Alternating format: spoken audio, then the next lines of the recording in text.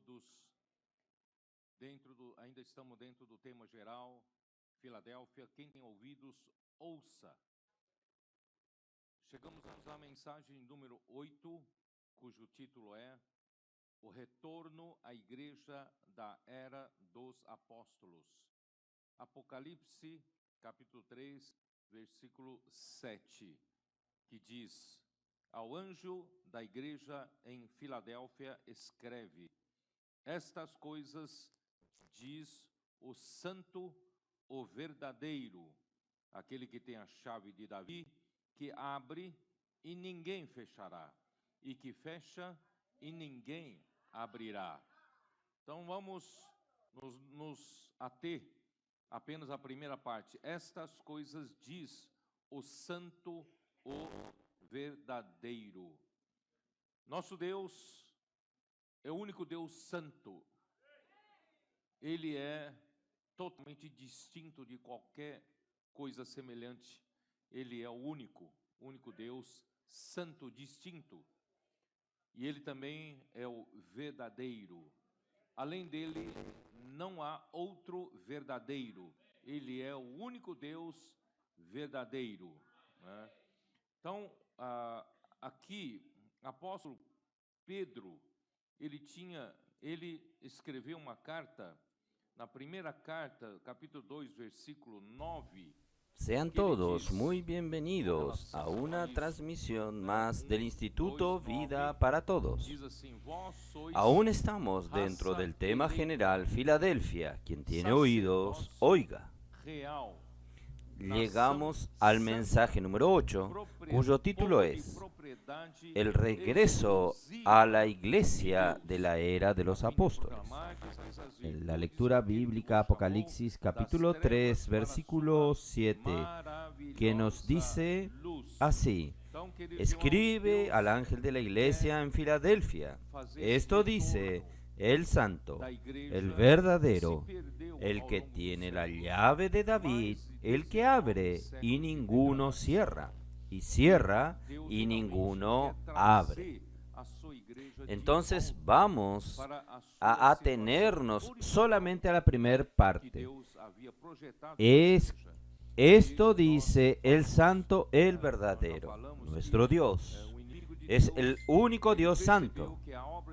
Él es totalmente diferente de cualquier cosa semejante. Él es el único Dios santo, distinto. Y Él también es el verdadero. Aparte de Él, no hay otro verdadero. Él es el único Dios verdadero. Entonces, aquí el apóstol Pedro, él escribió una carta en su primer carta, capítulo 2, versículo 9, que él nos dice con relación a esto. 2:9 dice así: Vosotros sois raza electa, sacerdocio real, nación santa, pueblo adquirido por Dios, para que anunciéis las virtudes de aquel que os llamó de las tinieblas a su luz admirable. Entonces, queridos hermanos, Dios quiere hacer este regreso de la iglesia que se perdió a lo largo de los siglos, pero más de 19 siglos de degradación. Y Dios finalmente quiere traer a su iglesia de regreso a la situación original que Dios había proyectado para la iglesia, había deseado para la iglesia. Y nosotros ya hablamos que el enemigo de Dios, él percibió que la obra de Dios era hecha por medio de la palabra, que él confiaba en cada era a un apóstol, a su profeta. Y el enemigo de Dios entonces, él destruyó el amor por la palabra que los profetas hablaban, y al final la degradación entró. Entonces, este fue el primer tiro, yo dije. que Satanás dio a la palabra de los profetas y hizo con que el pueblo se quedase sin dirección y sin rumbo. Por eso que nosotros leímos ayer, un pueblo que rechaza la revelación de Dios se torna una nación sin orden, porque no hay dirección y no hay gobierno. Dios gobierna su iglesia por medio de la palabra, y aquel que obedece a la palabra de Dios es feliz. Feliz porque nosotros tenemos orden, porque tenemos gobierno, porque tenemos dirección. Entonces, ustedes no saben, queridos hermanos, cuánto es precioso estar bajo este gobierno maravilloso de Dios. Toda la felicidad reflejada en el rostro de todos los que están aquí. No es solamente, hermanos, porque somos felices por naturaleza, no. Nosotros somos felices porque estamos bajo el gobierno de Dios. Nosotros tenemos la palabra que nos da dirección, hermanos. Y nosotros estamos, ¿qué? Llenos de la luz de la palabra que nos da la oportunidad de practicar la palabra. Gracias al Señor por esto. Entonces, el primer tiro que Satanás dio en la palabra profética fue cierto y comenzó la degradación. Y el segundo tiro, yo ya dije, en el comienzo del segundo siglo, se introdujo la jerarquía en la iglesia a través de las obras de los nicolaitas. Quiere decir, entonces había un grupo en la iglesia que se consideraba superior a los demás. Estos demás son los laicos. No entienden nada sobre la palabra de Dios. No entienden nada sobre los servicios a Dios. Solo ellos son especialistas. Entonces, con el tiempo se formó la jerarquía en la iglesia, el clero y los laicos. Esto destruyó la función de los miembros del cuerpo de Cristo. Y el tercer tiro fue dado con relación al dinero. Hermanos, el hombre no sabe lidiar con el dinero. Satanás es muy sutil. Él termina a través del dinero. El dinero es una necesidad humana, una necesidad de supervivencia, una necesidad para nuestro sustento. Por tanto, él usa esta arma para dominarnos. Tal es así que en la Biblia nosotros vemos claramente, no voy a hablar en detalles hoy, que la avaricia es una idolatría. Nosotros terminamos adorando al Dios Mamón, al Dios de las riquezas, y estamos bajo su gobierno, su dominio. Por eso, hermanos, nosotros, si no nos liberamos de esto, nosotros aún somos muy detrás de la degradación. ¿Cuál es el tercer tiro que Satanás dio? Es darle salario al clero. El clero es asalariado y quien le da el salario tiene dominio sobre quien es el asalariado. Por eso, queridos hermanos, el Señor quiere hacer el regreso, el retorno al estado original de la iglesia que Él proyectó, que Él deseó. Entonces, gracias al Señor, Él comienza hablando con la iglesia en Filadelfia. Aquel que habla es aquel que es el santo y el verdadero. Ustedes saben que por la desobediencia de un solo hombre, nosotros perdimos este contacto con el Dios Santo. Romanos capítulo 5, versículo 19. Romanos capítulo 5, versículo 19, ¿cómo nos dice?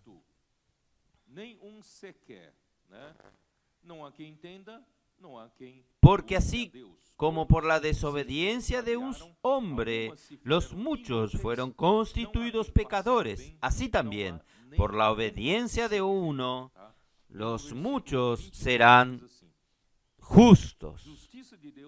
Entonces, con la caída del hombre, el hombre se desconectó del Dios Santo y perdió totalmente la justicia, y el hombre se tornó pecador por causa de la desobediencia de Adán. En el capítulo 5, aún el versículo 12 nos dice lo siguiente: por tanto, como el pecado entró en el mundo por un hombre, y por el pecado la muerte, así también pasó a todos los hombres, por cuanto todos pecaron. Versículo 14. No obstante, reinó la muerte desde Adán hasta Moisés,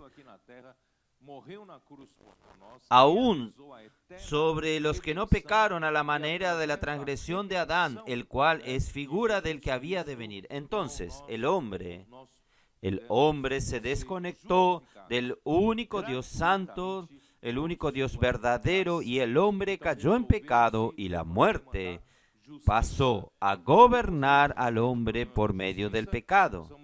Y también Romanos capítulo 3, versículo 22.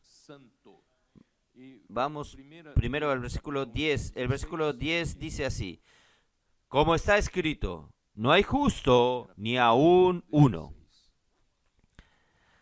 No hay quien entienda, no hay quien busque a Dios. Todos se desviaron, a una se hicieron inútiles. No hay quien haga lo bueno, no hay ni siquiera uno. Y en el versículo 22 dice así: la justicia de Dios por medio de la fe en Jesucristo para todos los que creen en Él, porque no hay diferencia. Por tanto, todos pecaron y están destituidos de la gloria de Dios. ¿Está bien? Ahí el versículo 24 dice: siendo justificados gratuitamente por su gracia mediante la redención que es en Cristo Jesús. Quiere decir, nosotros estábamos sin camino para volver, para regresar al Dios santo y verdadero. Y volver, porque nosotros carecemos de la justicia de Dios. Y gracias al Señor, nuestro Señor Jesucristo vino aquí en la tierra, murió en la cruz por nosotros, realizó la eterna redención. Y a través de la redención de Jesucristo, nosotros pudimos, justificados gratuitamente por su gracia. Entonces se resolvió el problema de la justicia.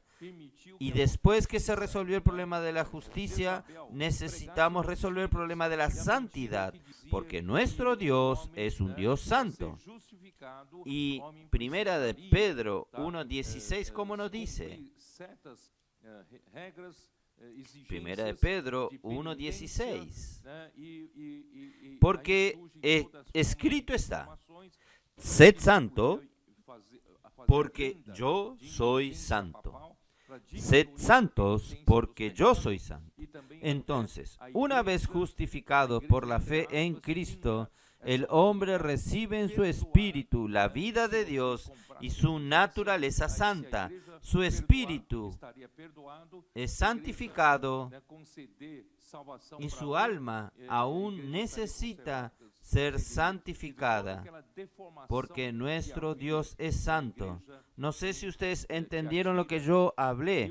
El hombre, por la transgresión de Adán, el hombre se desconectó de Dios, y en esta desconexión el pecado entró en el hombre, y la muerte también entró en el mundo, y la muerte pasó a todos los hombres, y todos pecaron, y todos carecen de la gloria de Dios. Entonces el hombre estaba destinado a la muerte eterna, a la condenación eterna. Pero gracias a Dios, Dios envió a su Hijo Cristo, que murió por nosotros y efectuó la justicia de Dios por nosotros en la cruz, derramando su preciosa sangre en nuestro lugar. Entonces, nuestra justificación, hermanos, no es por la obra, así como la iglesia en Tiatira permitió que la profetisa Jezabel predicase mentiras. La mentira que decía era que el hombre necesita ser justificado, él necesitaría cumplir ciertas reglas, exigencias de penitencias, y ahí surgen todas las maneras de deformaciones que se podía hacer, hasta la venta de indulgencia papal para disminuir la penitencia de los pecados. Y hasta la iglesia también, la iglesia entre comillas, tenía esta autoridad de perdonar si usted comprase la indulgencia la iglesia estaría perdonando, la iglesia estuviese concediendo salvación para alguno, la iglesia estaría concediendo esto. Quiere decir, toda esta deformación que había en la iglesia en Tiatira dio muchos poderes papales para controlar a las naciones, controlar al pueblo. Hasta los reyes tenían miedo de la autoridad papal, porque si el Papa declarase que algún rey fuese excomulgado de la iglesia, este rey está arruinado y va al infierno. La iglesia tenía esta autoridad, por eso que vino la reforma. La reforma trajo esta luz, que la justificación no es por las obras, la justificación es por la fe en Cristo Jesús. Entonces, esta fue la lucha de la reforma. Muy bien, entonces, pero una vez justificados, hermanos, el hombre necesita entender que hay un paso más. Este próximo paso es la santificación, porque Dios es santo. Pero es importante todos ustedes entender que en el día en que usted creyó en Jesús, usted obtuvo una posición santa. Usted fue santificado, su espíritu regenerado fue santificado. Su espíritu está santificado cuando usted creyó en Jesús, ¿está? Pero su alma, su mente, emoción y voluntad aún necesitan ser santificadas. ¿Y cómo se hace esto, hermanos? Es a lo largo de su vida cristiana y a lo largo que usted, en el tiempo que usted vive en la iglesia. Entonces, Dios, a través de la palabra, yo voy a explicar esto. A través de la palabra, Dios va santificando también su disposición. Quiere decir esto. Usted no solo fue transferido, por ejemplo, este vaso que está aquí, estaba en el mundo, pero un día usted aceptó a Jesús y usted creyó en el Señor Jesús. Entonces, la sangre de Jesús efectuó la redención y usted, por la fe en Jesús, usted fue justificado. Y una vez justificado, Dios entonces, y cuando usted creyó en Jesús, su espíritu fue santificado. Y no solo su espíritu fue santificado, Dios te transfirió del mundo, de un lugar común, para la casa de Dios. Entonces, esta transferencia hizo con que usted tuviese una posición santa. Usted estaba en el mundo, fue hecho una transferencia para la casa de Dios, entonces usted ahora tiene una posición santa. Hubo una santificación de posición, una santificación posicional. Un buey que estaba en el arado, en el campo, es un buey común en el mundo.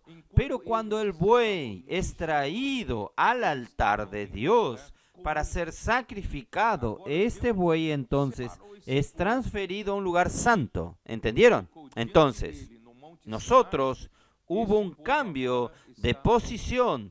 En nosotros estábamos en el lugar santo. Sin embargo, nuestra alma necesita también de una transformación disposicional. Necesita realmente el Señor transformar, santificar mi mente, mi emoción y mi voluntad.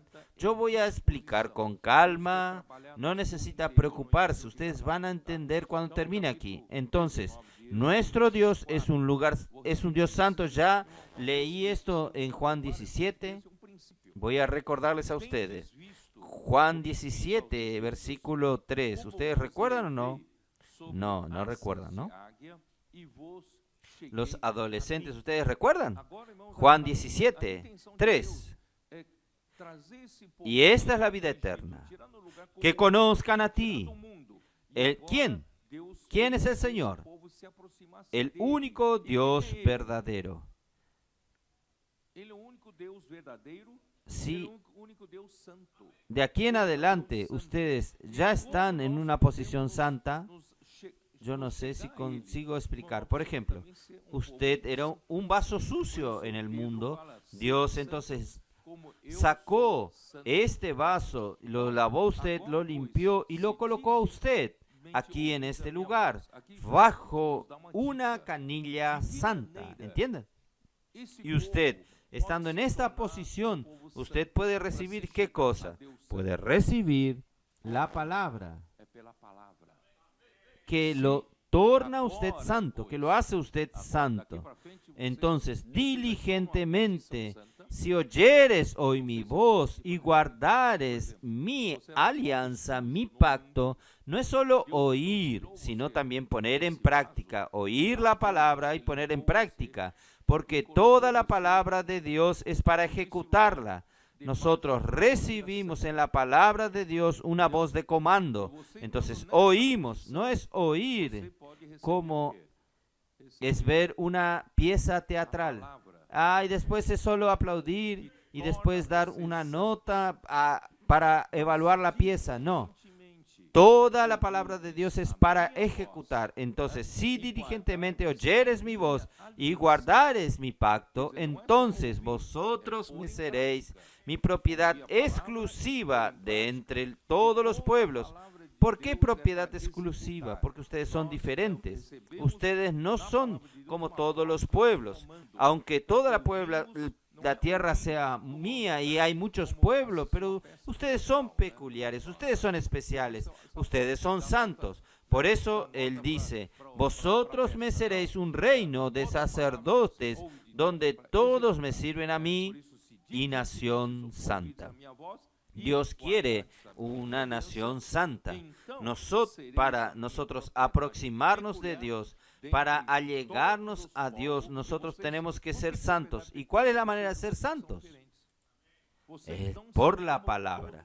Si diligentemente oyeres hoy mi voz y guardares mi pacto, nosotros seremos entonces una propiedad peculiar, exclusiva, entre todos los pueblos. Oh Señor Jesús, ¿no es algo maravilloso? Y Juan 17 yo leí sobre la verdad, pero ahí aún hay más. Vamos a ver, Juan 17.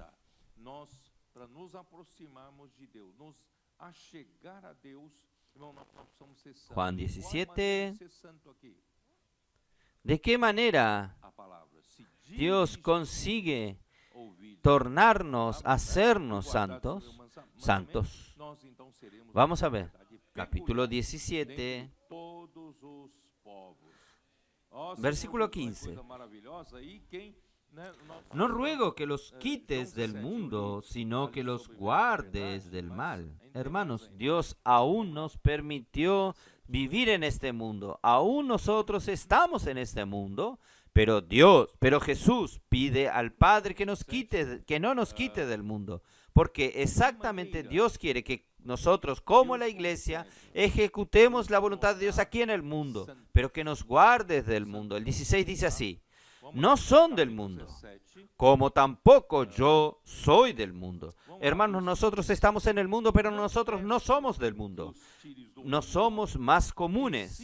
No somos más aquellos pecadores que no fueron redimidos. Gracias a Dios, hermanos, por la redención en Cristo, nosotros fuimos justificados. Hoy nosotros fuimos separados para Dios. Aunque nosotros aún estemos en el mundo, es en el mundo que vamos a hacer la voluntad de Dios, pero nosotros no somos del mundo. Nosotros no pertenecemos a este mundo. Entonces, ¿qué Dios necesita hacer para nosotros tornarnos una nación santa? El Señor necesita santificarnos. Entonces, en el versículo 17 dice así: santifícalos en tu verdad, tu palabra es verdad. Entonces, ¿cuál es la manera que Dios tiene, hermanos, de no solo transportarnos de un lugar común santo, sino que Él también santificarnos por dentro? Hermanos, es por medio de la palabra. ¿Está? Entonces, es dispensando la palabra al hombre y el hombre recibiendo esta palabra, permitiendo que esta palabra nos santifique. Y la palabra de Dios es la verdad. Entonces, la santidad y la verdad están totalmente correlacionadas. Efesios 5. Efesios 5 nos da más claridad de lo que yo estoy hablando.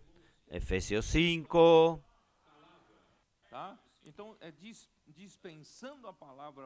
Señor Jesús. Versículo 25. Maridos,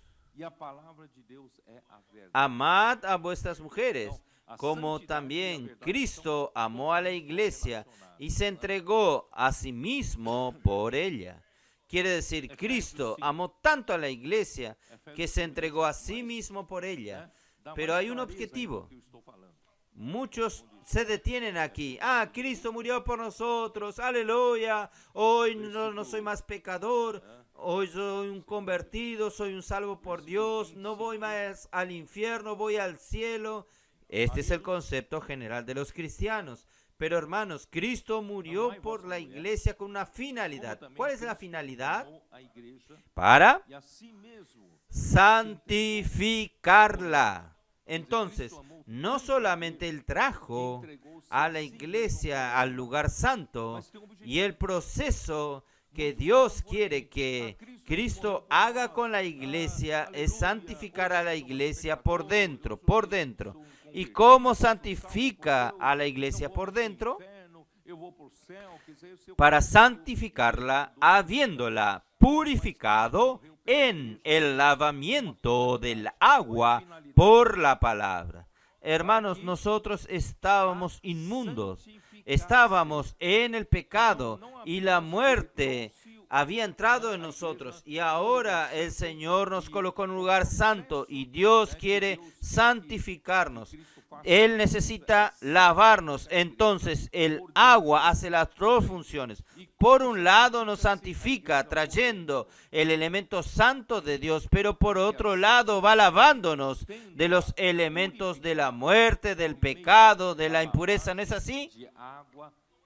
No es exactamente la sangre hace en su cuerpo, no es lo mismo.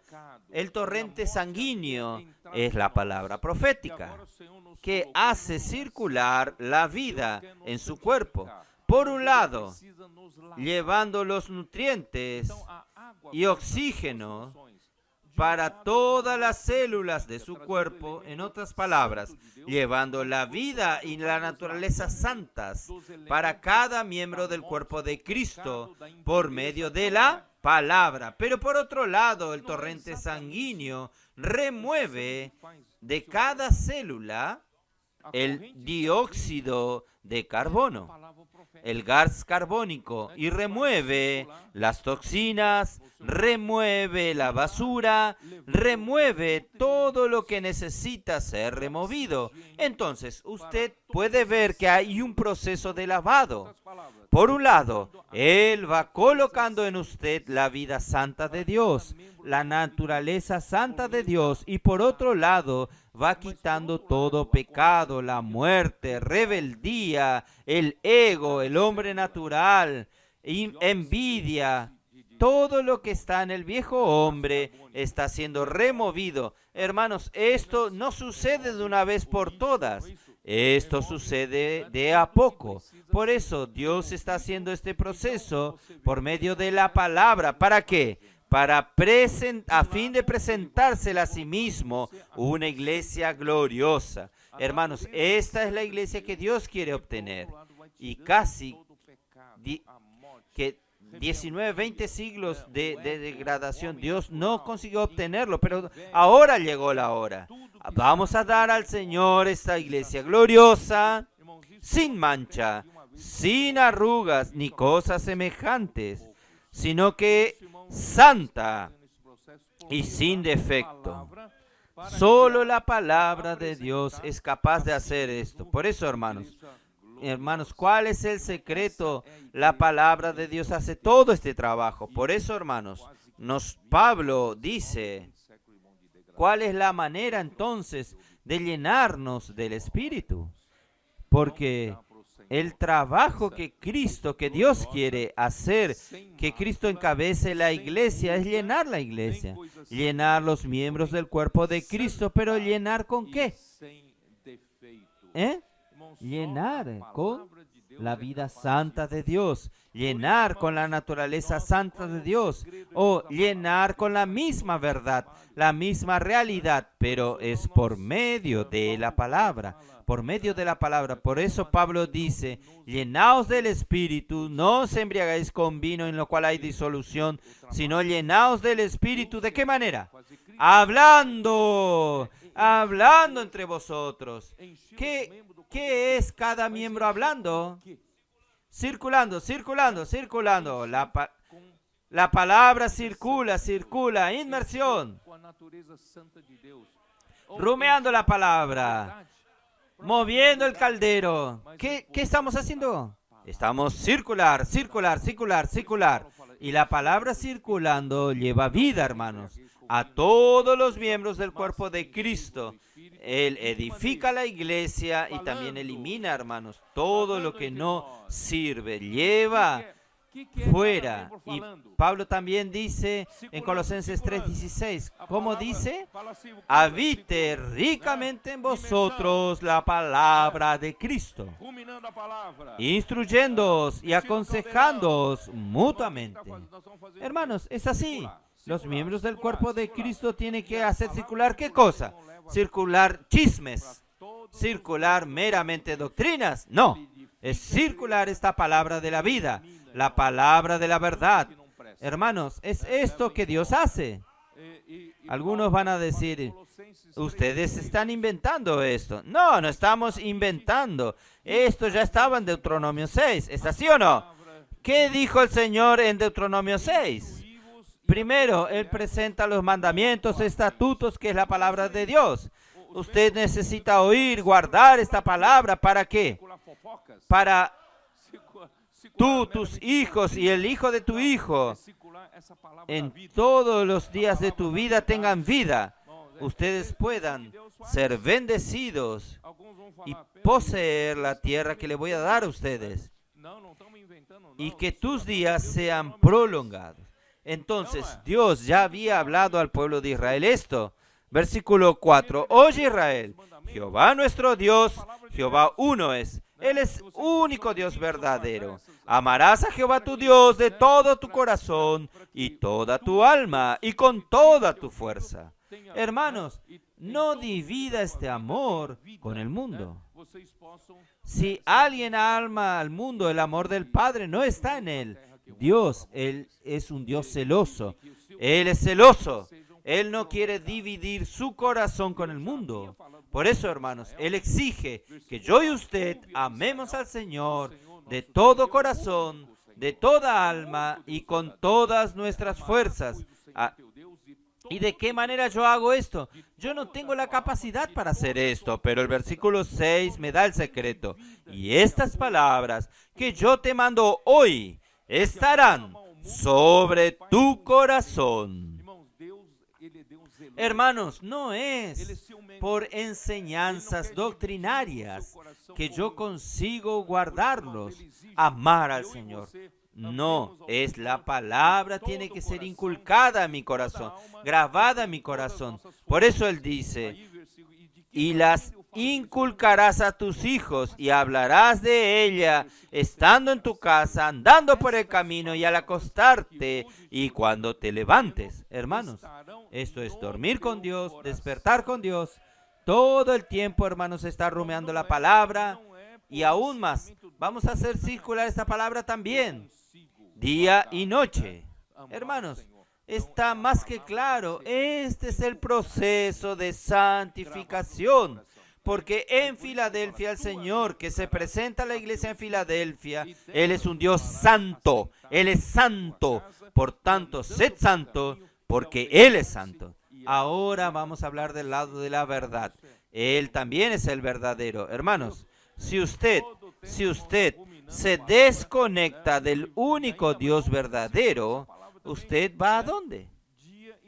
¿Usted está unido a qué? A nada. Nada. Aquí, hermanos, es el padre de la mentira, el diablo. Es Juan capítulo 8, versículo 44.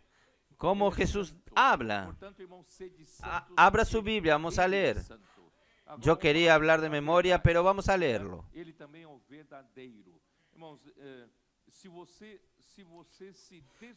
El Señor habla a los judíos. Vosotros sois de vuestro padre el diablo. Es muy fuerte esto, ¿no? Vosotros sois del diablo. Cuando usted se desconecta de Dios, el pecado entró en el mundo por la transgresión. La muerte entró en el mundo por el pecado y la muerte pasó a todos los hombres. Entonces, nosotros realmente pasamos a pertenecer al diablo. Vosotros sois de vuestro padre el diablo y los deseos de vuestro padre queréis hacer. Él ha sido homicida desde el principio y no ha permanecido en la verdad porque no hay verdad en él. Cuando habla mentira, de suyo habla porque es mentiroso y padre de mentira. Hermanos, cuando no estamos conectados al único Dios verdadero, usted solo puede estar conectado a la mentira, conectado al padre de la mentira, hermanos, y en el padre de la mentira no hay verdad, porque él jamás se afirmó en la verdad.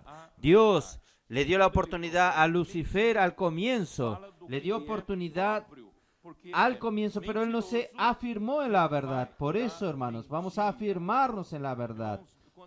Conectarnos al Dios verdadero. ¿Y cuál es la manera de nosotros estar conectados al Dios verdadero y recibir la verdad para quitar aún los resquicios, hermanos? Nuestra vida del alma aún está llena de mentiras. ¿No es así? Falsedades. Aquello que a veces hacen con que alguno piense que es espiritual. Algunos que tienen con mucho conocimiento bíblico, él cree que es espiritual. Hermanos, es mentira. Nosotros aún tenemos muchos vacíos dentro de nosotros. Muchas cosas del hombre natural. Mucha envidia, egoísmo, avaricia, amor al mundo. Tenemos tantas cosas que el Señor necesita eliminar de nosotros. Por eso, hermanos, ¿cuál es la manera de Dios hacer esto? Dios necesita llenar su iglesia con Cristo. Pero llenar la iglesia con Cristo aún es muy doctrinario. Antiguamente hablábamos esto, Cristo, vamos a llenarnos de Cristo. Aún es muy doctrinal. El llenarnos de Cristo, ¿el llenarnos de qué? Llenarnos de la verdad. Llenarnos de la verdad. ¿Qué es llenarnos de la verdad? Es para expulsar todo el vacío, todo lo que ocupaba el espacio que no sea la realidad. Hermanos, por eso que durante 19 siglos Dios tanto quiso tener una iglesia genuina, llena de realidad. Pablo dice en 1 Timoteo capítulo 3, 15, ¿qué es la iglesia? ¿Cómo debe ser la iglesia? 1 Timoteo 3, 15, para que si tardo, sepas cómo debes conducirte en la casa de Dios, que es la iglesia del Dios viviente, columna y baluarte de la verdad. Entonces, la iglesia es la que sustenta la verdad en este universo. Pero si la iglesia no está constituida por la propia verdad, ¿cómo va a sustentar la verdad? ¿Sustentar una doctrina? ¿Una teología? No. Nosotros necesitamos llenarnos de verdad. Por eso, hermanos, en estos 19 siglos de la iglesia, hermanos, mucha fachada, mucha apariencia del reino de los cielos, pero no hay realidad del reino de los cielos. Entonces Dios necesita, la iglesia en Filadelfia necesita llegar a este nivel, necesita llegar a ser esta columna y baluarte de la verdad. Entonces, para sustentar la verdad, nosotros tenemos que estar llenos de la verdad. No tiene sentido ser un cristiano de apariencias, de fachadas, de credenciales. Hermanos, nosotros necesitamos llenarnos de la verdad. ¿Y llenarnos de la verdad cómo? De nuevo, es lo mismo. Es a través de la palabra. La palabra nos trae, ¿qué cosa? Nos trae la santidad y también la verdad. Entonces nosotros vamos teniendo consistencia nosotros. No estamos vacíos, no somos vacíos. Por increíble que parezca, hermanos. Si usted duda de mí, estos adolescentes aquí, ¿cuánto tiempo comenzaron la casa de adolescentes en Laura de Freitas?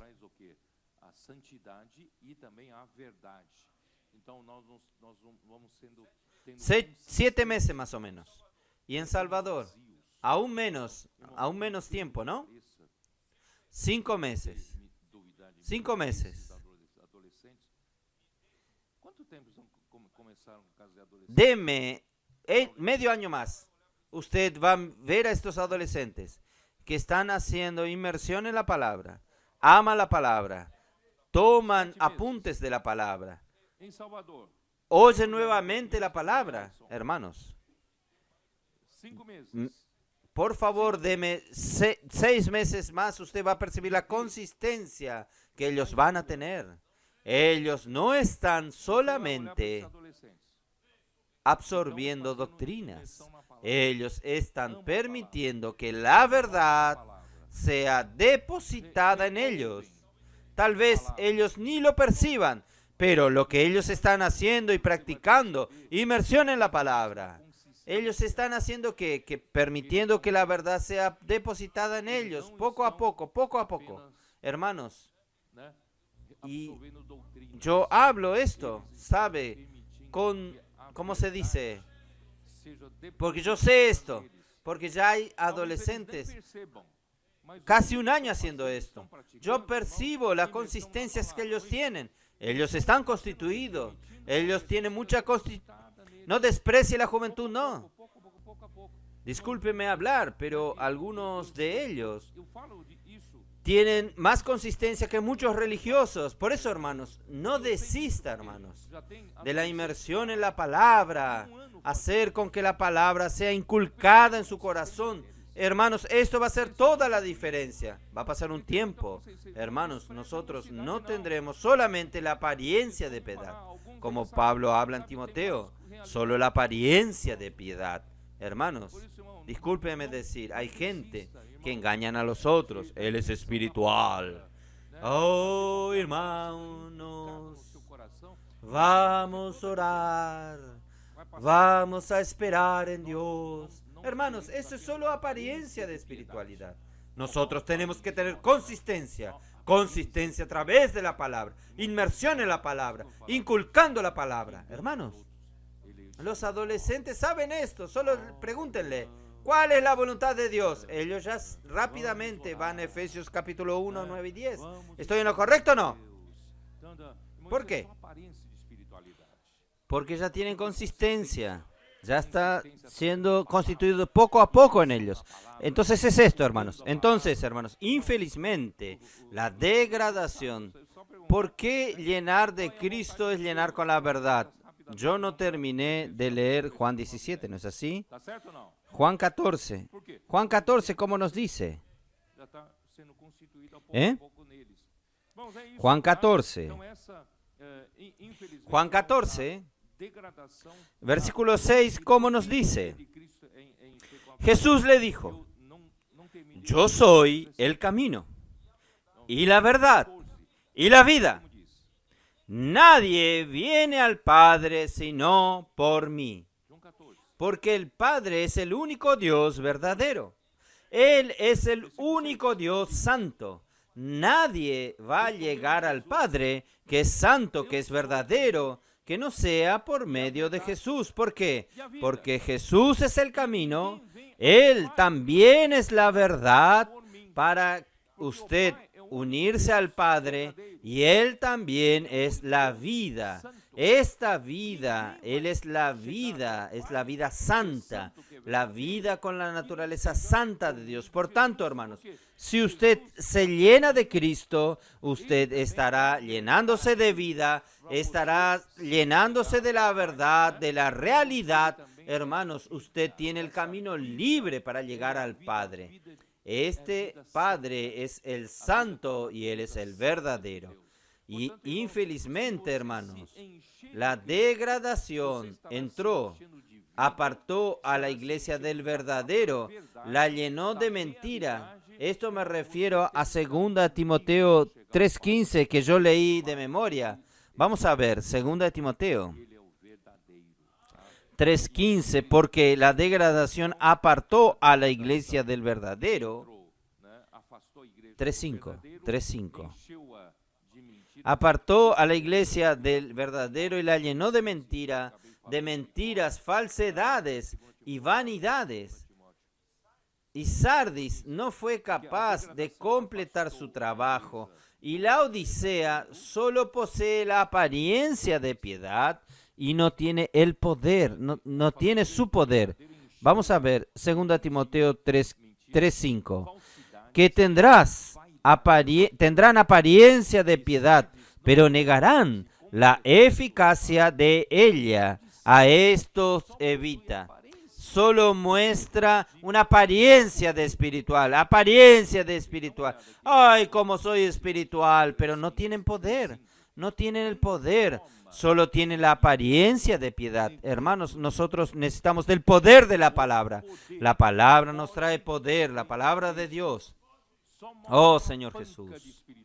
Por eso, hermanos, Dios necesita llenar a la iglesia. Efesios 3:17 al 19, ¿cómo nos dice? Efesios, vamos a ver. Efesios 3.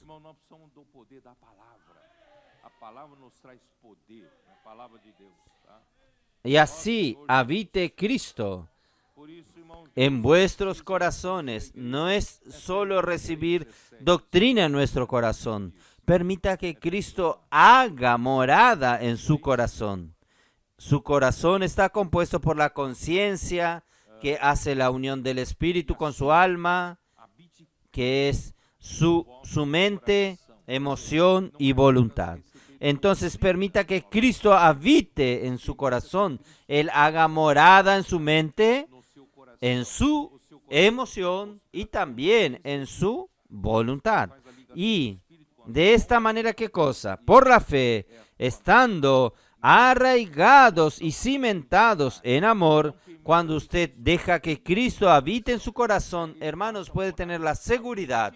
Dios arraigó, usted lanzó raíces en Dios, raíces de amor, raíces en el amor y también raíces de amor. ¿Por qué? Porque Dios es amor. Dios hace a través de Cristo llegar este amor hasta nosotros. Toda la obra de Dios, hermanos, es hecha con la base en el amor. Sin amor, la obra de Dios no existe. Entonces, gracias a Dios, Dios es amor y nos arraiga en amor en toda su obra. ¿Para qué?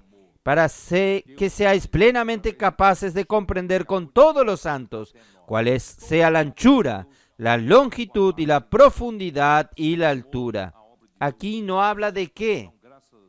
Nosotros entendemos que es la misma dimensión de Cristo. Altura, anchura, longitud y profundidad de altura. Hermanos, no son dimensiones físicas. Nosotros muchas veces pensamos enseguida en la dimensión física. ¿Cuántos miles de kilómetros? ¿Cuánto la anchura? ¿Cuántas millas? Hermanos, aquí no está hablando de dimensiones físicas. Estas dimensiones son dimensiones de la eternidad. En la otra dimensión, en la dimensión de Dios. Por eso, hermanos, nosotros solos, nosotros no conseguimos entender ni en nuestra lógica ni individualmente. Gracias a Dios, hermanos, cuando nosotros somos insertados en el cuerpo, con la experiencia del cuerpo, todos nosotros juntos buscando al Señor, inculcándonos con la palabra, nosotros vamos a conseguir ser llevados a otra dimensión. Por eso es que nosotros cantamos la vida de la iglesia está en otra dimensión. Yo quiero ser transportado a otra dimensión. Hermanos, las cosas de Dios no están limitadas, ya dije, a este mundo visible.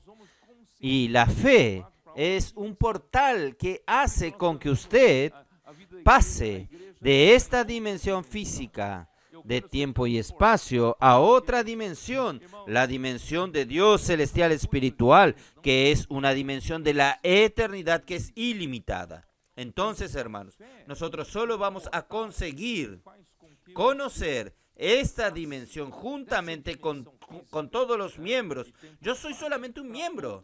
Por eso, hermanos, nosotros necesitamos vivir esta vida de la iglesia con los hermanos. Este vivir de la iglesia, hermanos, es la que nos hace ir a otra dimensión. Por eso toda esta alegría, porque estamos siendo transportados, atravesando aquel portal. Nosotros estamos yendo allá a la dimensión de la eternidad, experimentando cosas que en esta dimensión no se experimentan. Entonces, hermanos, nosotros estamos comprendiendo con todos los santos esta dimensión de Cristo y conocer el amor de Cristo. El amor, hermanos, es algo intangible, pero nosotros conseguimos conocer en esta otra dimensión, conocemos el amor de Cristo que excede todo entendimiento, porque nuestra mente lógica no entiende.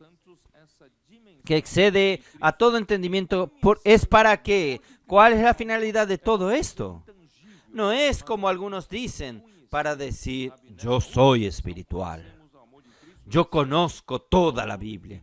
Yo soy esto, yo soy aquello. No, es para que seáis llenos, tomados de toda la plenitud de Dios. Hermanos, el objetivo de Dios es hacer todo esto con nosotros. En cuanto nosotros vivimos aquí como la iglesia, ¿es para qué? ¿Qué Dios está haciendo? Dios está llenándonos de Cristo, llenándonos de su vida santa, llenándonos de su verdad, de su realidad, llenándonos, ¿hasta qué? Hasta la plenitud de Dios. Entonces, cuando la iglesia llega a este nivel de plenitud de Dios, hermanos, Dios entonces consigue usar a la iglesia como instrumento ¿para qué? ¿Está viendo? Yo no dije que los hermanos saben, para encabezar todas las cosas. Porque cuando la iglesia llegue al nivel de encabezar, ayudar a Cristo a encabezar todas las cosas, cuando la iglesia llegó al nivel de ser la plenitud de aquel que todo lo llena en todas las cosas. Efesios 1:23. Cuando la iglesia llegue a este nivel que es la plenitud de Dios, pronto, listo. La iglesia está lista para ser usada, para Dios encabezar a Cristo sobre todas las cosas, tanto las de los cielos como las de la tierra. Por eso, hermanos, ¿cómo es importante que la iglesia en Filadelfia tenga a este Señor que es santo y verdadero? Porque Él quiere realmente obtener algo consistente, algo que pueda traer al Señor de regreso y cumplir la voluntad del Señor. Oh, Señor Jesús. Vamos a ver aquí, ¿qué falta aquí? Yo creo que ya hablé todo aquí. Ahora vamos a hablar un poco de historia. Vamos, déjenme ver qué hora es. Tengo un tiempo todavía. Vamos a hablar un poco de historia. Entonces yo hablé de Sardes en el último mensaje. La iglesia en Sardis, a pesar de la reforma, trajo cosas maravillosas como una Biblia abierta para todos los hijos de Dios. Nosotros hoy, gracias a Dios, tenemos la Biblia abierta. Pero a pesar de haber traído la Biblia abierta y también restaurada una verdad fundamental, que es la justificación por la fe. Pero hermanos, la reforma desde el siglo XVI hasta el siglo XVIII, el siglo XIX, hasta el siglo XIX, hermanos, no salió mucho de esta única verdad restaurada que es la justificación por la fe. Otras cosas, pero no salió mucho de eso. Entonces quedó alrededor, porque la lucha para libertarse del poder papal era tan grande que ellos quedaron solo concentrados en esto. Pero el Señor no podía parar en esto. Hay muchas cosas para ser restauradas. Es principalmente lo que faltaba aquí, hermanos. Es principalmente el gobierno de Dios en la iglesia. El encabezamiento de Cristo en la iglesia. Pero para tener esto, hermanos, primero necesita restaurar. Nosotros somos solo miembros del cuerpo de Cristo. Necesitamos ver que la iglesia es un organismo vivo. Y infelizmente, después que salieron de la reforma, salieron de la iglesia en Tiatira, la reforma continuó, hermanos, preso a muchas cosas que en la iglesia en Tiatira estaban presas. Por ejemplo, se liberaron de la iglesia en Tiatira, sin embargo, muchas de ellas terminaron tornándose una iglesia estatal. Porque, por ejemplo, en Alemania, la reforma necesitó del apoyo político y ellos recurrieron al apoyo político e hicieron con que la religión protestante fuese una religión estatal. Entonces, en vez de Cristo ser la cabeza de la iglesia, la reina de Inglaterra o el rey de Inglaterra era la cabeza de la iglesia anglicana. Por eso, hermanos, estas son deformaciones. Por eso que el Señor que apareció a Sardis le dijo: tú tienes el nombre que vives, pero estás muerto. Quiere decir, la obra no es completa. Yo estoy restaurándolo a usted, pero usted se detuvo allí. Entonces,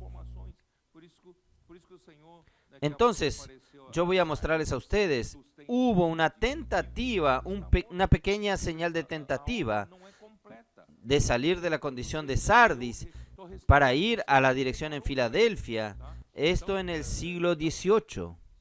Ustedes ya han oído sobre el conde Zinzendorf. Entonces, en el siglo XVIII, varios hombres como el conde Zinzendorf, solo para economizar tiempo voy a leer aquí, varios hombres como el conde Zinzendorf que acogieron a los hermanos de Bohemia, tierra natal de Hans. Ya hablé sobre John Hans. Él fue un reformador que fue quemado vivo. Entonces, de la tierra natal, entonces estos estaban siendo perseguidos, los cuales habían formado una iglesia evangélica conocida como Unitas Fratum, que quiere decir la unión de los hermanos. ¿Qué quiere decir esto? ¿Qué quiere decir esto? Esto quiere decir, hermanos, que ellos finalmente vieron que la jerarquía en la iglesia no era bíblica. ¿No es así? No existe jerarquía en la iglesia, clero y laicos. Ellos comenzaron a ir en dirección a llamarse uno al otro hermanos. Pero esto tiene un cierto paño de fondo. ¿Por qué? Porque ellos eran perseguidos. Cuando Bohemia fue vencida por Austria, aquel gobierno, el nuevo gobierno implantó la contrarreforma católica para exterminar a los evangélicos. Por eso, ellos huyeron de aquella región de Bohemia y se refugiaron en este lugar que Zinzendorf había preparado. Entonces, voy a contar un poco. Zinzendorf nació en una familia de la alta sociedad en Dresden, Alemania, en el estado de Saxonia, y en su propiedad en Gerhard, en el este de Alemania, donde irrumpió un avivamiento moravio de los moravios que fueron allá y engendró profundos deseos de santificación y dedicación misionera. Entonces hubo una pequeña señal. Él ya buscaba reavivar a los miembros de Sardis. Los miembros de la iglesia en Sardis ya estaban fríos nuevamente.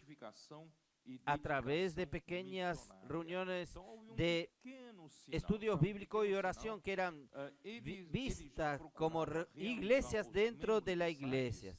Eclesiolais dentro de la iglesia. Liderado por Spener, pero el movimiento no fue más allá de reunir a los creyentes en busca de bendiciones. Entonces ellos reunían a personas de todos los que tenían un paño de fondo diferente. Ellos los reunían en ese lugar solamente para buscar bendiciones.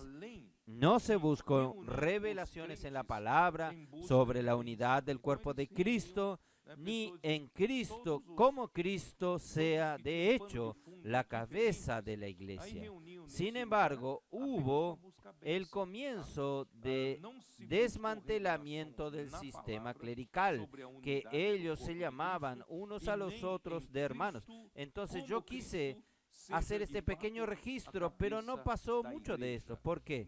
Porque ellos reunían personas de diferentes antecedentes, religiosos, grupos religiosos, y llegaban, él recibía todos en su propiedad, y allí podía haber peleas.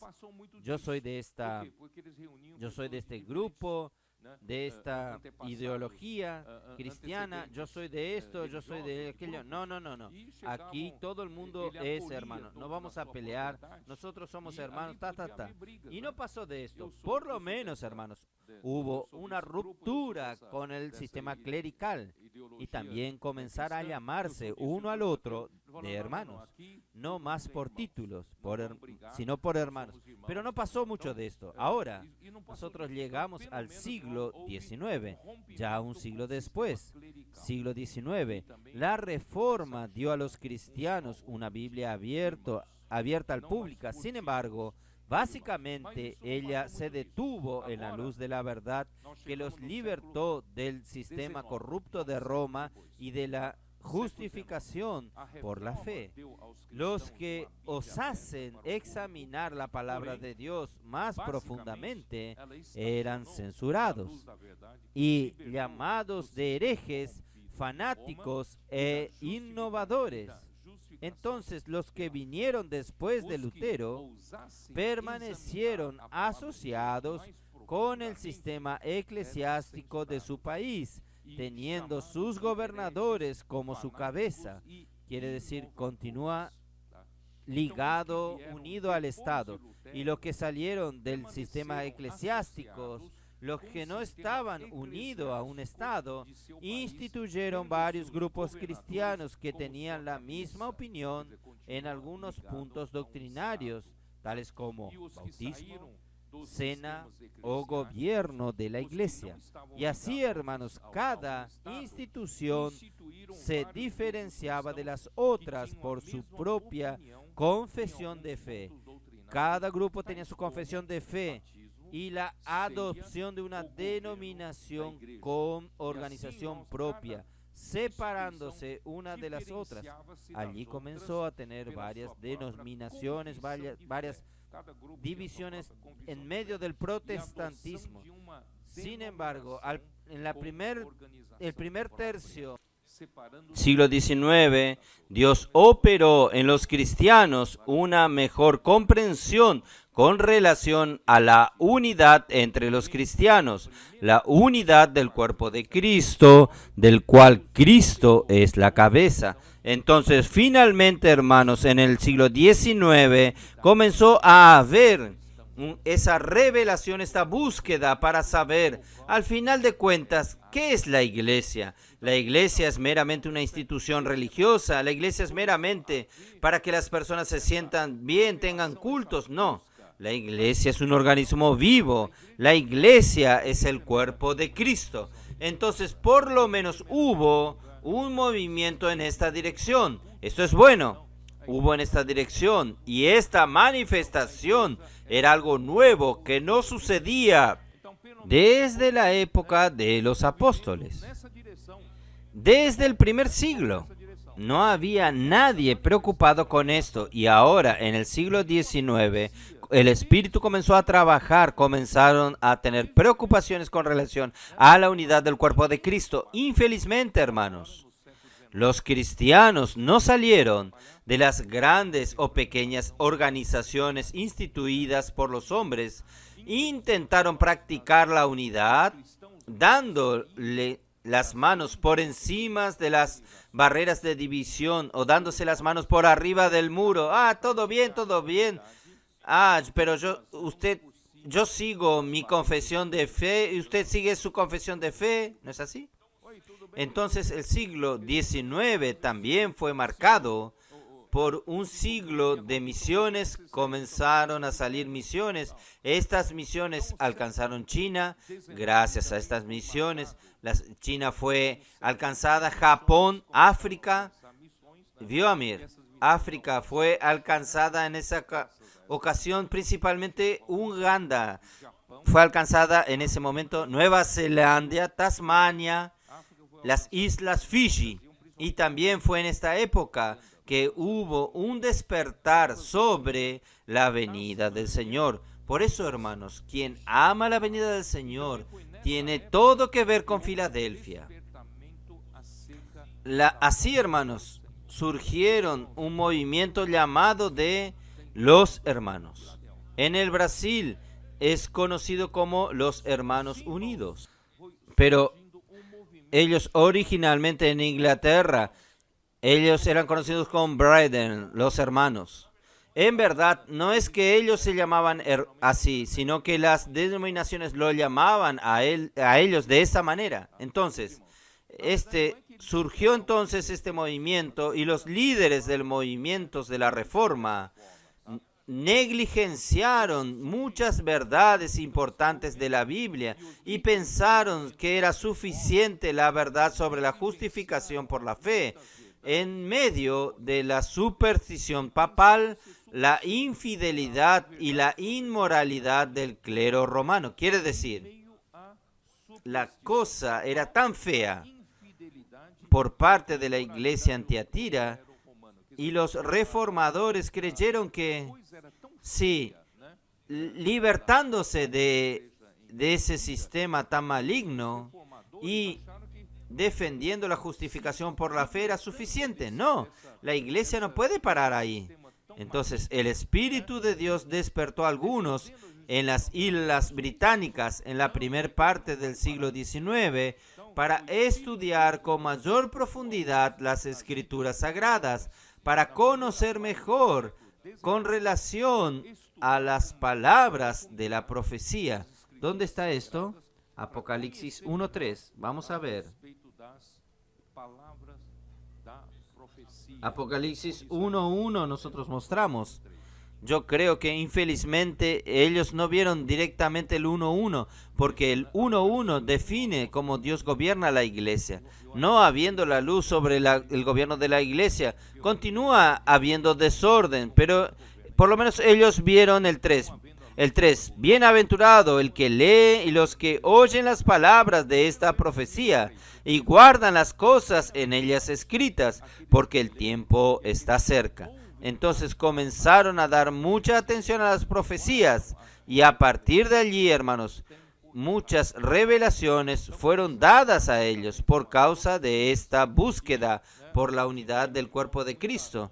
Entonces otros buscaron revelaciones en la Biblia sobre la iglesia como el cuerpo de Cristo y el gobierno del Espíritu Santo, pero aún el gobierno del Espíritu Santo es algo abstracto. Eran todos, o también buscar a la iglesia como la novia de Cristo, como nunca se había hablado desde el tiempo de los apóstoles hasta el siglo XIX.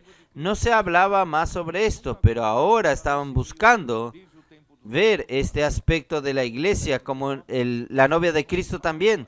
Todos estos ítems eran nuevos desde la Reforma o hasta desde el periodo de los padres apostólicos. Este interés por las verdades de la Biblia hizo surgir las reuniones proféticas. Inicialmente iban tanto clérigos como laicos, estas reuniones llamadas reuniones proféticas, y en Irlanda eran frecuentadas principalmente por los hermanos unidos, por los hermanos, y también que son los que no siguieron el sistema clerical y se trataban unos a los otros solo de hermanos.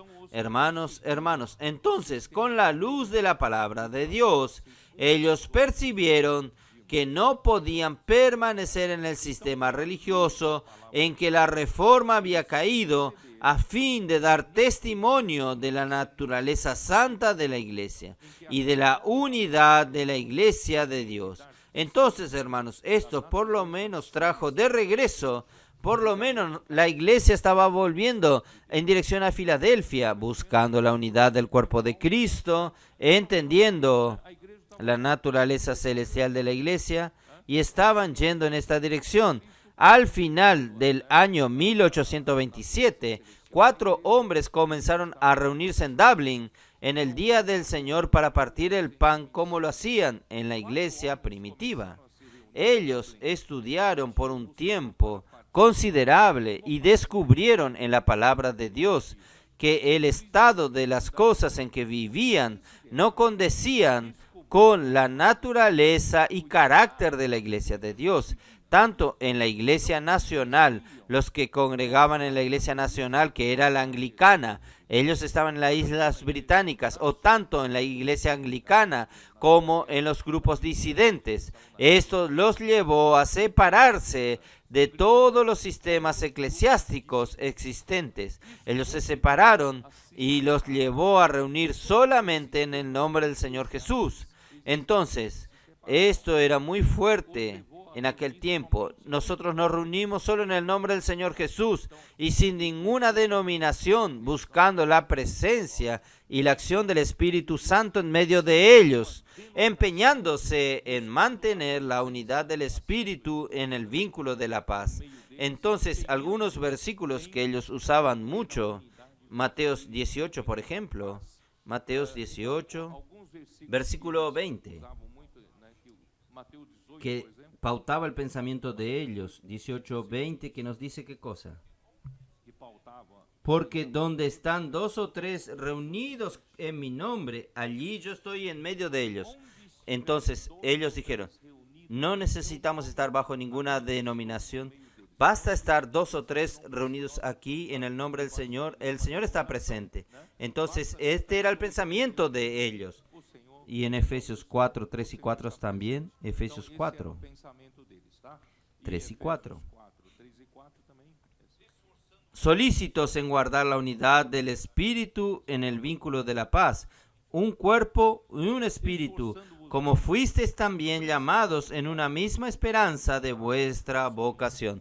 Entonces, esta era la lucha para intentar ver cómo era realmente la iglesia. Entonces, ellos poco a poco fueron descubriendo estas verdades.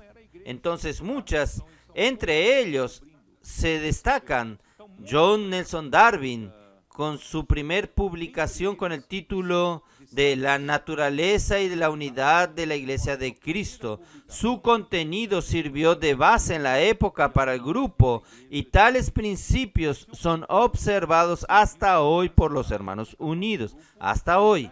Entonces muchas verdades vinieron a la luz por medio de estudios bíblicos y conferencias en diversas regiones de Inglaterra y en el exterior, especialmente por Darby. Sin embargo, esta prosperidad no pasó desapercibida por la cristiandad.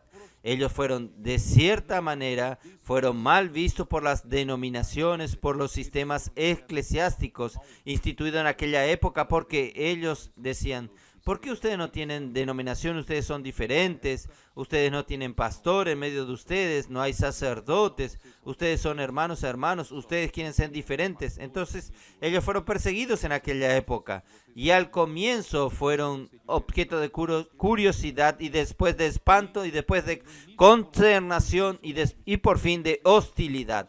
El hecho de no adoptar un nombre como las demás denominaciones constriñó a muchos.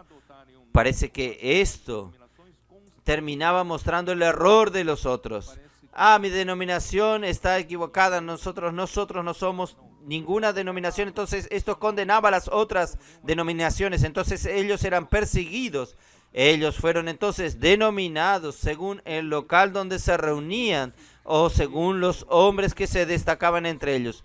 Por ejemplo, hermanos de Plymouth, ¿ustedes oyeron esto? Eran usados para los hermanos que se reunían alrededor del puerto inglés de Plymouth. Ellos vieron el error del sistema clerical y comenzaron a llamarse unos a los otros solo de hermanos, basados en Mateos 23:8. Ya leí una vez esto, pero vamos a leer nuevamente. 23:8. Eu já li isso uma vez, mas vamos lá ver. 28. Estos versículos que pautaron dieron 23:8. Cuando vosotros no seréis llamados maestros, porque uno es vuestro maestro y todos vosotros sois hermanos. Nosotros somos hermanos, por eso entre nosotros no hay títulos. Hay pastores, sí, hay pastores. Hay maestro entre vosotros, sí, pero no lo usamos como título, como función. Señor Jesús, vamos a seguir.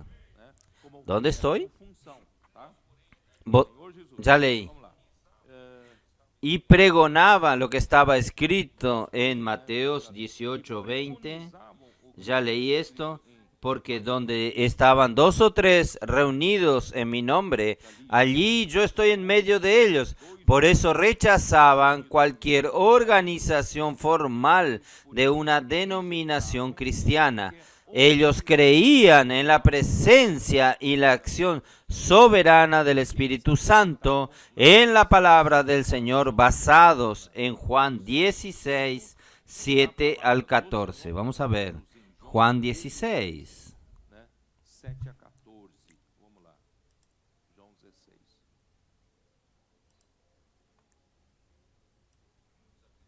Ellos creían en esto. Eles acreditavam nisso, né? Pero yo os digo la verdad, os conviene que yo me vaya, porque si no me fuere, el Consolador no vendrá a vosotros, mas si yo me fuere, os lo enviaré. Claro, no voy a leer hasta el versículo 14.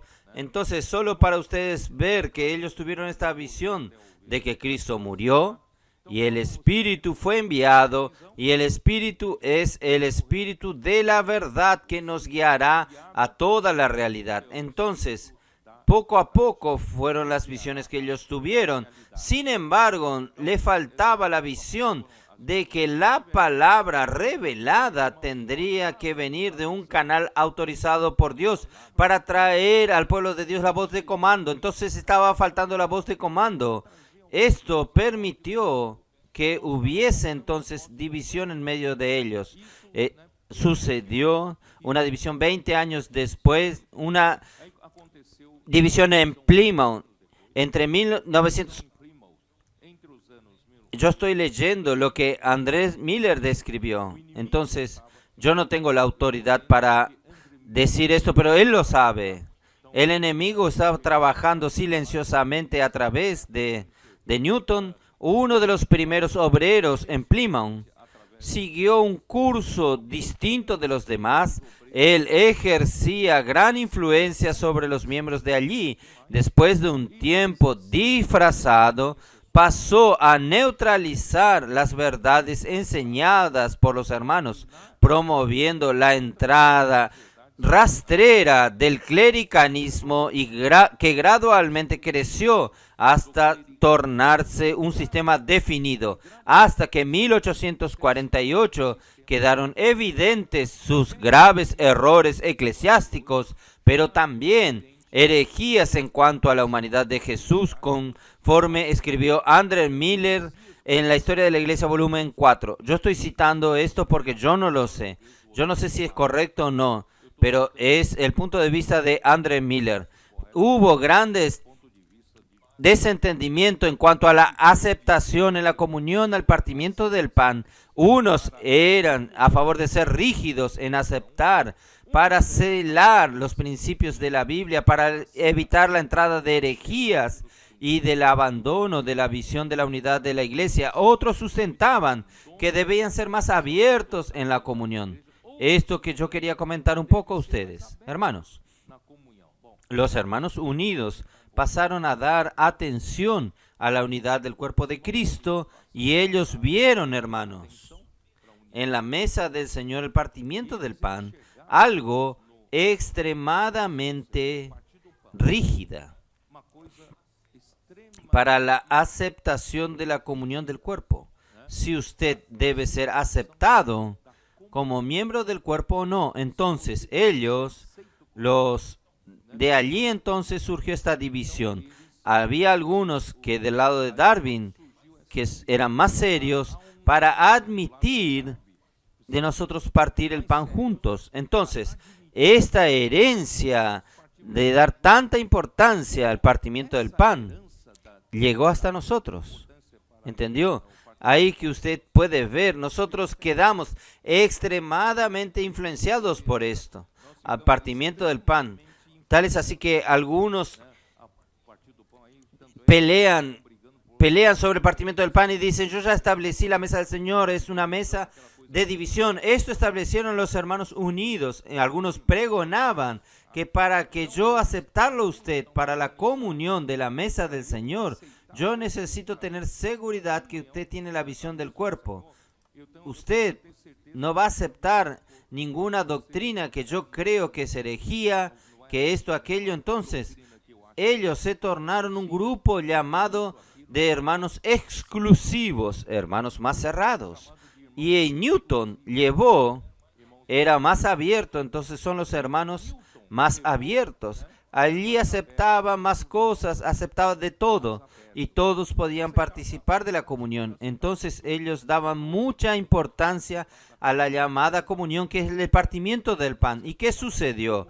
Los que permanecieron fieles al principio original de los hermanos seguían siendo conocidos como brethren, o sea, los hermanos. Buscaron reservar la honra de la cabeza y de su mesa, sometiéndose a la palabra y a la voluntad de Dios. Ellos fueron llamados de hermanos exclusivos, y nadie que defiende o sustenta los puntos de vista de Newton debe ser recibido en comunión. Quiere decir, si usted hace parte del partido de Newton, no lo vamos a aceptar usted en el partimiento del pan.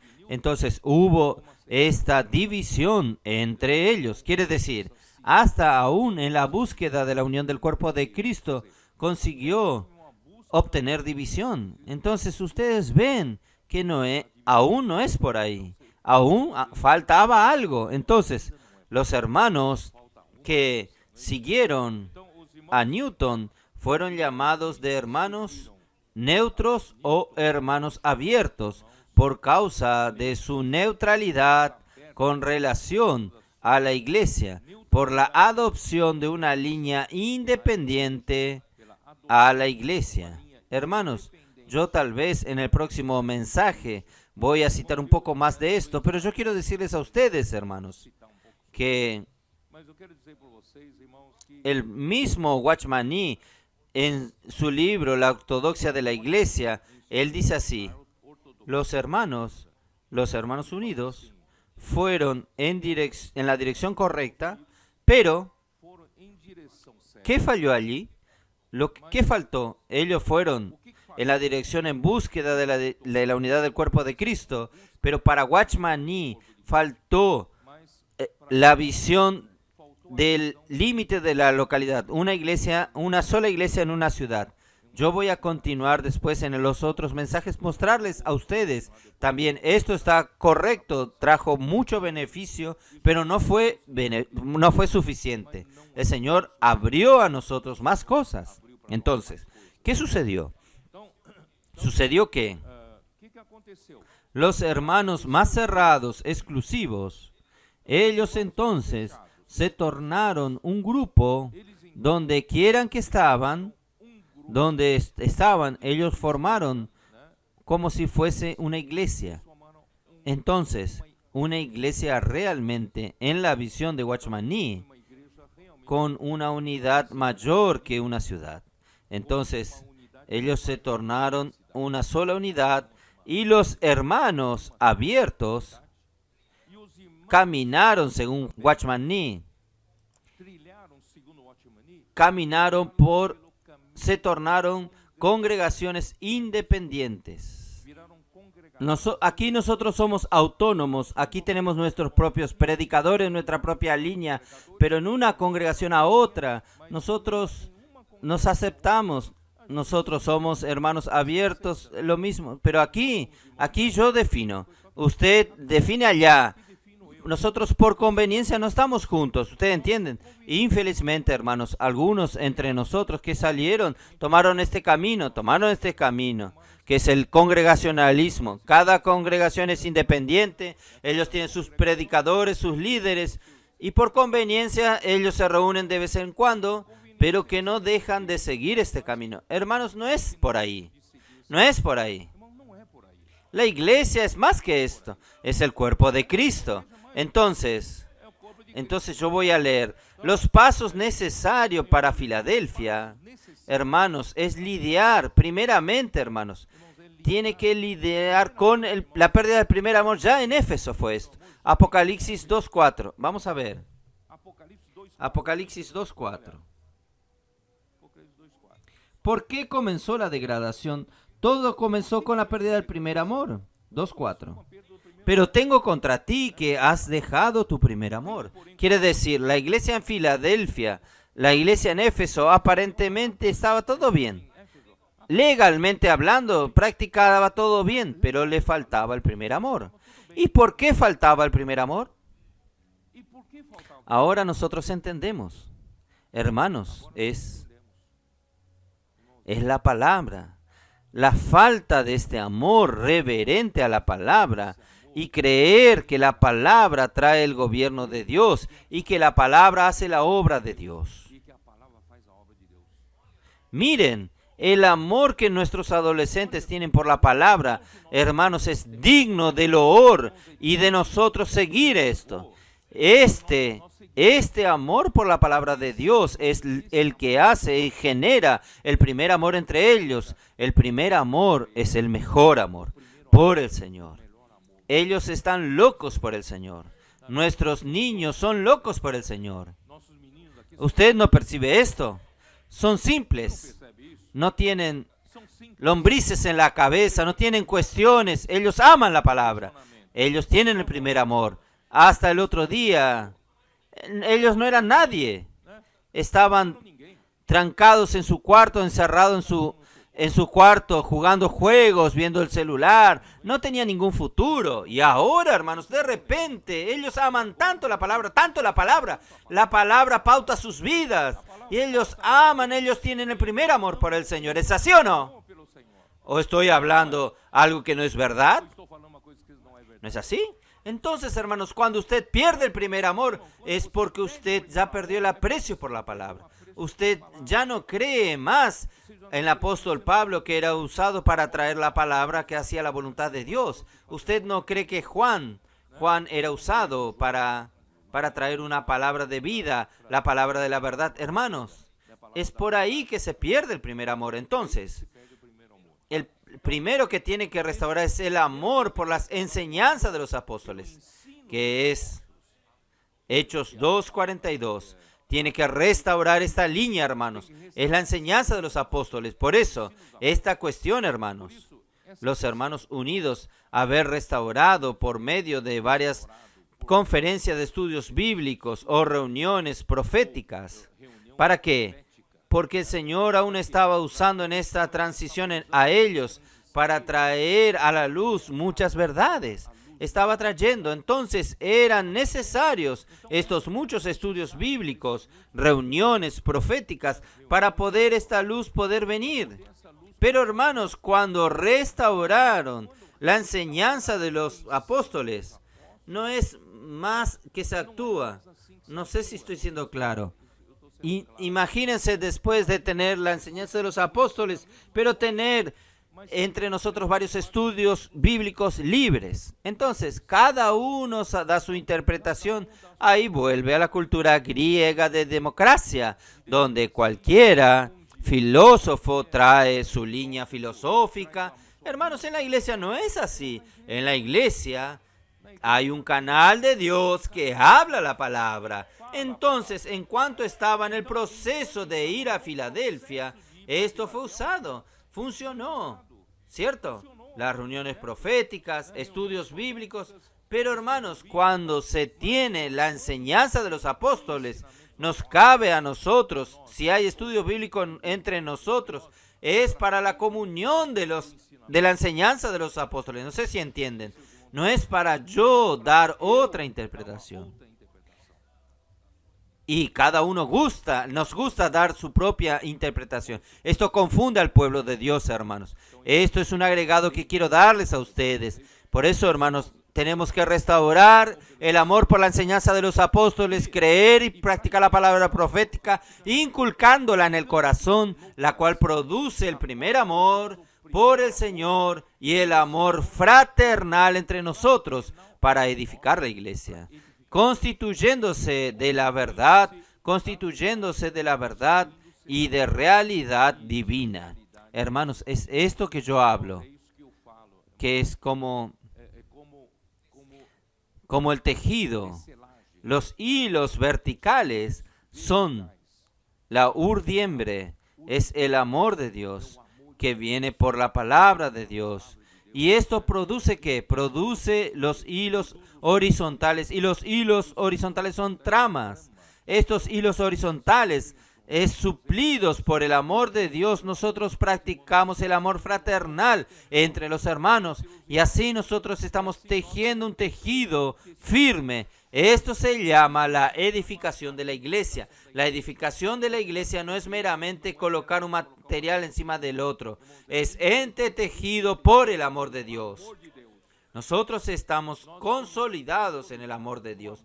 Es por esto, hermanos, el amor fraternal es algo que es el resultado de la palabra, el resultado del amor de Dios. Entonces, segundo punto, rechazar las obras de los nicolaítas.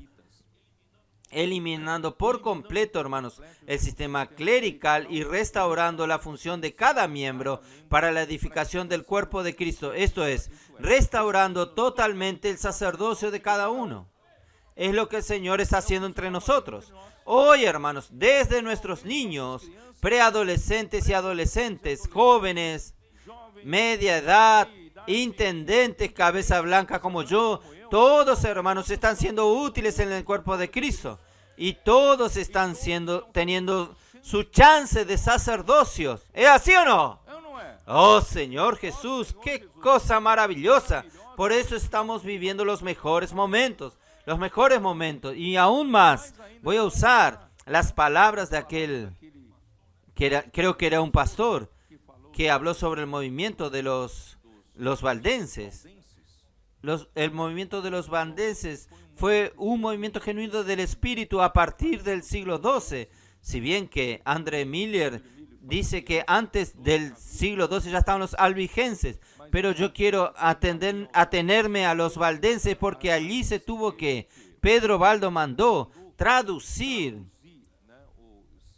yo creo que el Nuevo Testamento para la lengua franco-provenzal, que era la lengua del pueblo de aquella época de su región.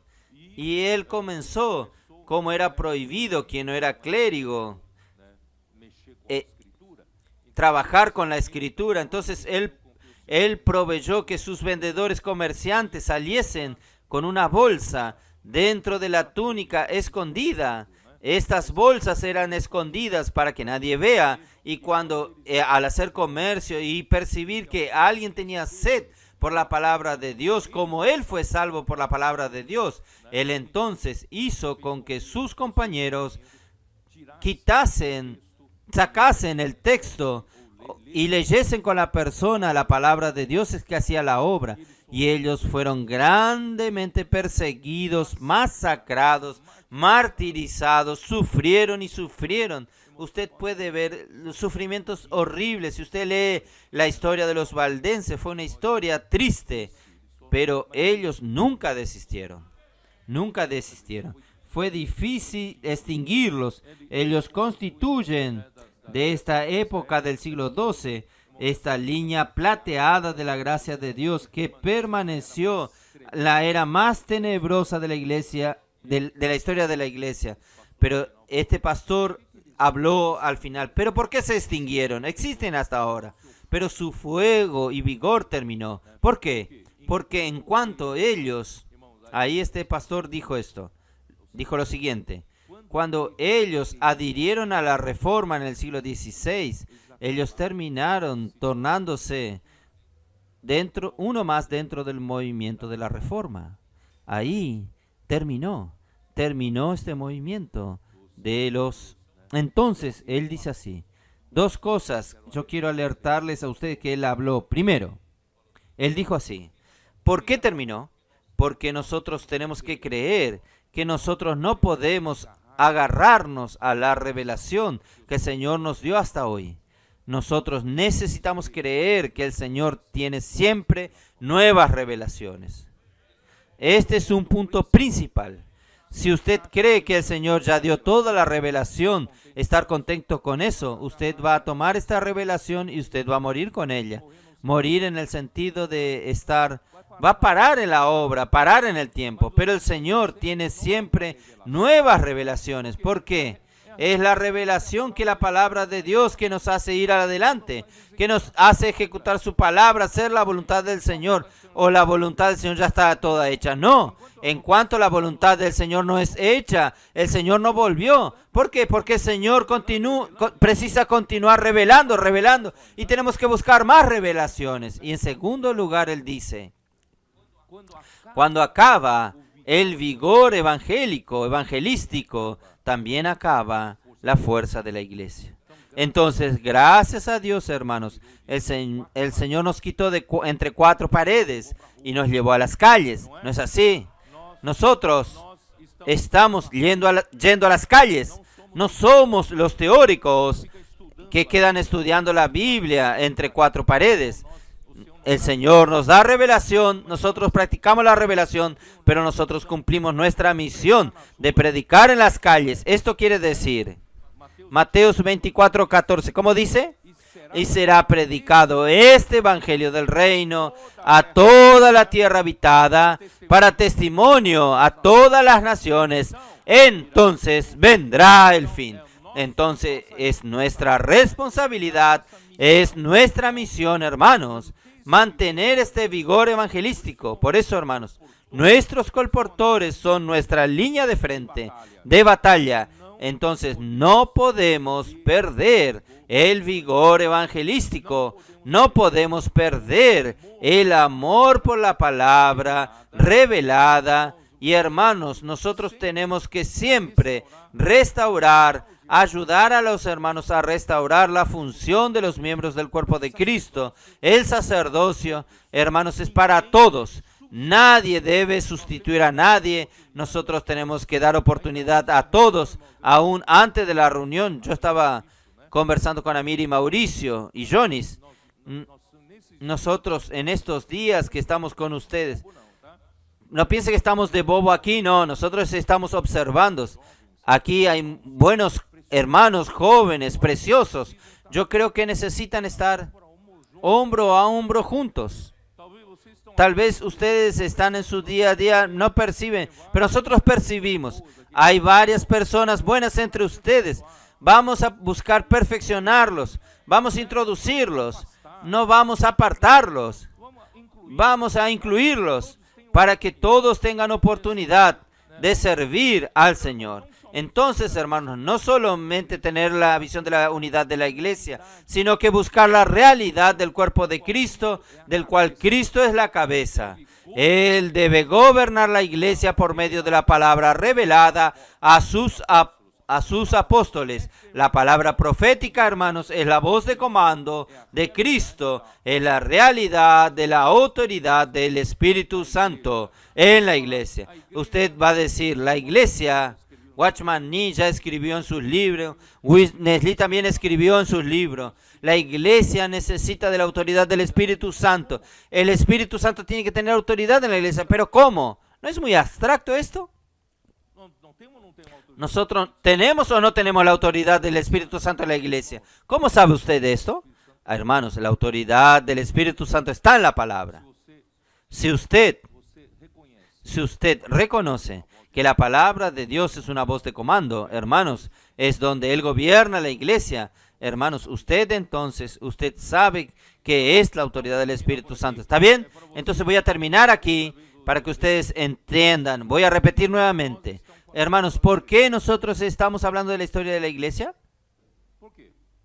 ¿Por qué?